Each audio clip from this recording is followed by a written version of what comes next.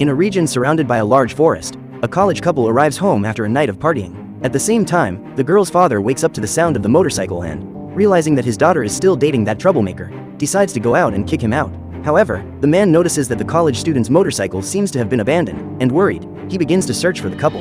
In a few seconds, he spots his daughter, and realizing that she has been pulled by something, he runs to rescue her. What he didn't realize was that a creature had captured the young woman, and he ends up being caught by the same thing. Hearing her husband's screams, the woman goes downstairs with her gun and asks her youngest daughter to remain hidden in her room. She then goes outside, but before she can find any trace of the creature, she ends up being captured like everyone else. On the second floor, the girl remains hidden, terrified by her mother's screams, and decides to cover her ears to calm herself. The next morning, veterinarian Lizzie arrives at the family's home after being summoned by her boss. As she approaches the investigating officers, the woman encounters Brinkers, a detective specializing in crimes involving wild animals. While examining the victims' mangled bodies, the investigator reveals that the family had another daughter, who has not been found since last night. This news worries Lizzie, but at that moment, the police alert the pair to a new discovery, and they rush to a river near the residence. Upon arriving at the scene, the group finds what is left of the youngest daughter and realizes that none of them were able to hide from the creature. Brinkers then explains that he called his colleague to help with the investigation because he cannot understand what could have caused all this. Despite this, Lizzie confirms that she has no doubts and says that those injuries are typical of a wild lion, which for some reason was thirsty for human victims.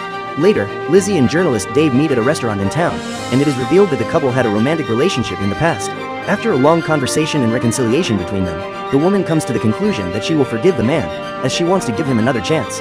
However, as soon as they go outside, Dave is surrounded by a group of troublemakers who demand an apology after he recorded embarrassing videos of one of their friends. Realizing that Dave hasn't changed at all since they were together, Lizzie changes her mind and leaves alone. The next day, a trio of golfers play another round as usual, when one of them ends up hitting the ball into the woods. Annoyed, he goes to retrieve the ball, accompanied by his colleague, but suddenly, one of them is attacked by the furious creature, causing the other to flee in despair. Seeing that something has happened to the pair, the third golfer goes to check what happened and finds the survivor, who is completely terrified by what he has just witnessed. Soon after, the men notice that their colleague's body has disappeared, and after walking for a few minutes, they find what is left of the victim in the middle of the lawn. Lizzie and Brinkers quickly go to the scene to investigate, and the woman concludes that the animal must be much larger than they had imagined. Therefore, the pair try to ask the police chief for help so that they can organize a more complex search for the creature, but the man refuses to do so, as he does not want to turn the city into a hunting ground. During the conversation, Lizzie receives a message on her cell phone from Dave asking her to watch the news immediately. When they turn on the TV, the trio comes across a report about the lion's recent attacks. Realizing that the situation is getting worse, the commander decides to call a press conference, asking citizens to stay in their homes and report any sightings of the creature. After that, Lizzie goes to the city zoo, where she talks to one of the employees in the lion enclosure, who says that the animals have been behaving strangely, as they do not want to leave their cages at any time. Hours later, a couple is riding their bikes through a tunnel when they see pieces of an animal scattered on the ground and decide to leave as soon as possible. What they don't realize is that it is actually the arm of one of the lion's victims, who is hiding in the darkness of the tunnel. Far away, Lizzie arrives at her apartment after a long day of investigations and is met by Dave, who helps her carry her shopping bags. Trying to reconcile, Dave asks to stay and have a moment alone with his wife over dinner. However, Lizzie has only bought food that the man doesn't like, so he decides to bribe a food delivery man to steal a random customer's order. But before leaving, the motorcyclist receives a call from his boss, and during the call, he sees the wild lion approaching him. Desperate, the delivery man tries to escape the predator on his motorcycle and races through the city's alleys while being chased by the furious creature. Despite managing to get a good distance away, the man ends up losing his balance when passing through a gate, causing him to slide across the ground toward the river, falling into the water along with his motorcycle. Thinking that the creature has left, the man climbs back over the wall onto the sidewalk, but at that moment, the lion reappears and eliminates its prey, devouring its head. In the morning, a pair of public sanitation workers find the delivery man's head lying on the edge of the sidewalk and decide to call the authorities. Hours later, Lizzie and the investigation team hold a meeting with Reef, a famous and experienced wild animal hunter, who devises a complex plan to capture the lion. During the planning, the man is questioned about his ability to deal with such a creature, but the commander states that Reef is his cousin and that he even has a lion hunting certificate from his career. Upon seeing the photograph on the man's certificate, Lizzie becomes concerned and speaks to Brinkers at the end of the meeting, saying that the hunter has only been on safaris, where animals are stunned so that wealthy clients think they have actually hunted them. She is rescued by the nanny, who finds a trail of blood next to the boy's sneaker.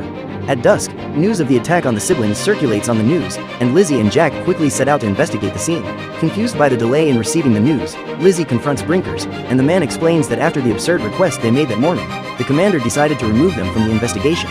At that moment, the commander appears, saying that from now on, they will have a SWAT tactical team to track down and eliminate the lion. After that, the man reveals that he has already booked a ticket for Jack for the next morning, and leaves with Brinkers to continue leading the operation. The SWAT team then moves through the forest in search of the lion, using their night vision goggles to detect any movement.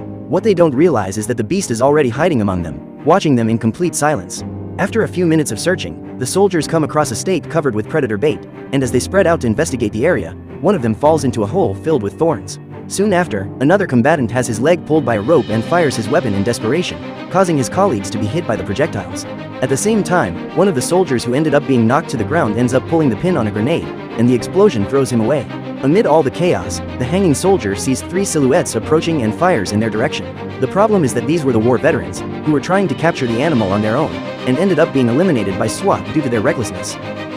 Meanwhile, in a restaurant, Jack tells the story of the day he lost his leg while hunting wild lions, and due to his excitement during the conversation, he ends up shooting at the chandelier.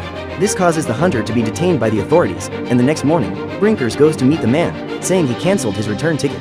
Confused, Jack asks why he did this, and the investigator tells him about the fatality that occurred with the veterans. Now that they have new bodies, the police have no choice but to use them as bait, and with everything ready, Jack asks everyone to leave the area. Concerned, Brinkers questions whether the man wants the support of a police helicopter, but the hunter explains that the noise could scare the predator away. So Jack says goodbye to everyone and waits until nightfall, positioning himself in the woods to await the lion's arrival. Outside the park, the police wait for an update from the hunter, and at that moment, a local resident asks the authorities to let her in because her dog is lost in the forest.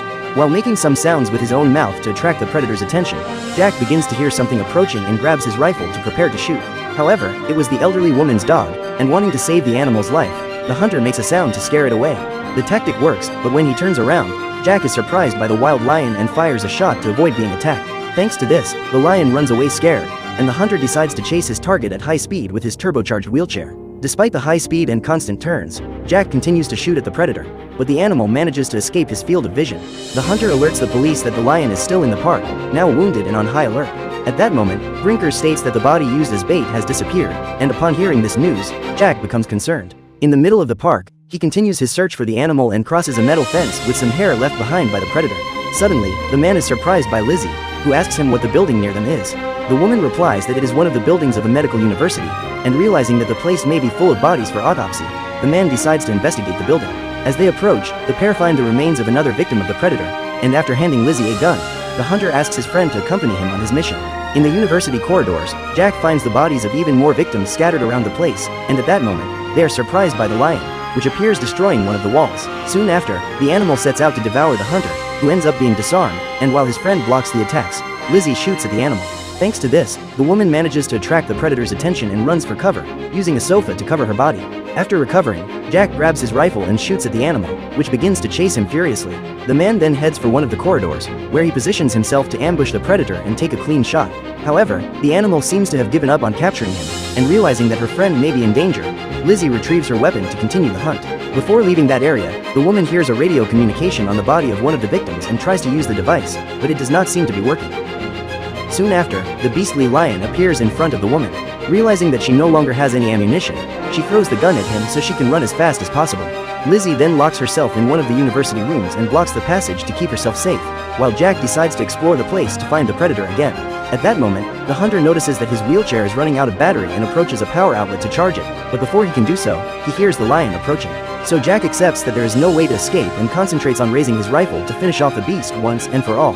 However, as soon as the predator begins its attack, the hunter misses his shots and tries to retreat so as not to be devoured. As a result, Jack collides with the railing of a walkway, causing him to lose his wheelchair and hang from the lion's claws. Despite this, the man manages to free himself, and realizing that his rifle is hanging on one of the shelves, he tries to tend to his wounds, as he needs to get out of there as soon as possible. Using his knife, Jack crawls through the corridors towards one of the rooms, where he locks himself inside so he has time to tend to his wounds. At that moment, Lizzie appears, falling chaotically through the ceiling, and despite being confused, the man is happy to see his friend again. Jack then says that Lizzie will need to remove his leg so that he can create a trail of blood to ambush the lion, since the animal is looking for him. To end this once and for all, the woman uses a saw to remove the hunter's leg, and after making the fake trail, she takes a tank of toxic gas towards the trap room. As soon as it enters the room, the lion follows the trail left by Lizzie, without even seeing Jack, and when she locks the door, the woman sprays the contents of the cylinder in the animal's face, which tries to attack her with its claws.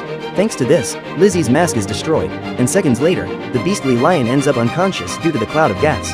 The problem is that the woman can no longer open the door to leave the room and begins to despair. At that moment, Dave appears after breaking into the building without police authorization, and when he meets the man, Jack orders him to run to rescue Lizzie. The journalist quickly runs to open the door to the room, managing to rescue the woman, but at the same time, the lion appears to attack them. Furious at everything the predator has done, Lizzie concentrates all her strength and pierces the animal's head with a metal stake, eliminating the great wild lion. At the end of the fight, the pair rush to check if Jack is still alive, but unfortunately, the man was unable to survive his injuries. Sometime later, the authorities arrive at the scene to collect the bodies. Lizzie then leaves in the ambulance to accompany the transport of Jack's body, but on the way, Dave talks to the woman about the window the lion used to enter the building. However, Lizzie remembers that the animal did not enter the building that way, and at that moment, she realizes that there was actually more than one lion on the loose in the city. At the same time, the paramedics hear something surrounding the vehicle and are surprised by a ferocious lion, which eliminates them with its bites. Terrified, Lizzie flees through the back doors and uses another vehicle to speed toward the ambulance. After trapping the animal inside, the woman pushes the ambulance toward the train tracks, which pass by shortly thereafter, causing the animal to be eliminated in a huge explosion caused by the accident. Now that she has avenged her friend and ended the chaos once and for all, Lizzie sighs with relief and waits for the authorities to arrive again. Sometime later, Lizzie and Dave walk through the park with their little dog, not even imagining that another lion is hiding in the bushes. Far away, in one of the city's parks, residents are enjoying themselves as usual when a vehicle appears warning the population about the creature on the loose, asking everyone to go home. Now that the evacuation stage is complete, the police leave the park in the care of Reef, who sets a trap with a deer carcass, along with several bear traps scattered around.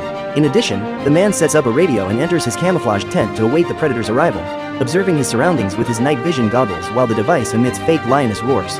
Outside, the commander takes care of the crowd of reporters, and realizing how much attention this situation could attract, Dave considers invading the park so they can get unique footage of the wild lion. At that moment, Reef sees movement in the bushes and prepares his hunting rifle, but it is only a rabbit, and disappointed, the man scares the small animal away with the noise of the radio. Soon after, the hunter begins to hear a response to the roars in the distance, and believing that the lion must be nearby, he raises his gun once again. However, when he looks toward the bushes, Reef discovers that his son has followed him because he wants to participate in the hunt alongside his father. Furious, the man goes out to lecture the young man, and noticing that an argument is taking place in the middle of the park, the helicopter pilot calls the hunter on the radio. Realizing that his camouflage has been compromised and that the lion may be very close to them, Reef orders his son to leave and runs to hide in his tent. What he didn't realize was that the beast was already watching the whole scene, and when he turns around, the hunter ends up being attacked by the creature. Hearing the cries of despair, Reef's son runs to check what happened and panics when he sees his father being devoured by the lion. This causes the young man to lose his balance and fall onto the bear traps, which strike his body, eliminating him instantly. Realizing that the situation is getting out of control, Brinkers and the commander enter the park in a convoy of vehicles, and Dave decides to follow them in his van. As soon as they arrive at the ambush site, the police find father and son already lifeless on the ground, and are frightened when they see the state of Reef's body. At that moment, the helicopter pilot alerts them that he has spotted the lion, and the police officers outside position themselves to eliminate it. However, the predator manages to take another route out of the park, and when alerted by the pilot once again, the commander orders one of his vehicles to take another route. What they don't realize is that the lion is no longer there, but on one of the public transport buses. As soon as they see the predator approaching, the passengers scream in despair and try to protect themselves, but the beast does not give up and attacks one of them from behind. Thanks to the panic, the driver's vision is compromised, and the bus ends up crashing into a restaurant. Minutes later, the lion no longer seems to be in the area, and while conducting investigations, Brinkers decides to call Lizzie, asking her friend to call a hunter they met in the past. The woman then reveals that she had already done so before Reef was eliminated, as she knew that the madman would not be able to help them. Lizzie explains that the right hunter will arrive the next day, and with that matter settled, she asks about the whereabouts of Dave, who disappeared a few hours ago. Upon hearing this, Brinkers looks in the direction of one of the police cars and realizes that the journalist has been detained along with his coworker, as they were trying to break into the park during the police operation. The next morning, Jack, Lizzie's new hunter friend, arrives in town. Now that they have a new professional to help them with the situation, the group meets at the city park, where Jack begins his investigation at the site where Reef was attacked by the lion. Despite the man's physical limitations, Brinkers soon realizes that the hunter has much more training and knowledge than he expected, and becomes hopeful about the future of the mission. After that, the group heads to the site of the bus accident, and after checking the vehicle's security camera footage, Jack concludes that it is a male Nubian lion, originally from East Africa. At the same time, Dave interviews a trio of veterans who are wandering around the site, and the men say they intend to use their war skills to eliminate the animal. Realizing that these three are nothing more than madmen, the pair of journalists decide to leave and look for other ways to cover the investigation. Hours later, Jack looks at the city map to think of a way to ambush the lion, and says that due to their animal instinct, these predators usually eliminate their prey early and only devour them completely later. Therefore, all they need to do is set a trap with one of the bodies of the victims who have already lost their lives to the animal, and they conclude that the best option will be to use Reef's body. However, upon hearing this idea, the commander becomes furious, and Brinkers is forced to listen to a lecture from his superior. Since they cannot use Reef's body, Jack tries to think of another idea and leaves with Lizzie to check the red zone of the city. Far away, a nanny receives a call from her boss, asking if everything is okay at home. Wanting to reassure the woman, the nanny goes to talk to the children and becomes desperate when she notices that they have escaped through the bedroom window. Outside, the siblings play on a neighborhood slide, but as soon as the boy slides down, he is surprised by the wild lion. Soon after, the boy's sister also slides down the slide and panics when she sees the beast devouring her brother. Quickly, the girl tries to climb the toy to get away from the animal, which cannot reach her due to its size. However, the young girl ends up slipping, but the lion is no longer there. So what did you think of this movie? Leave it in the comments below. And if you liked the video, like and subscribe for more movie recaps. See you next time.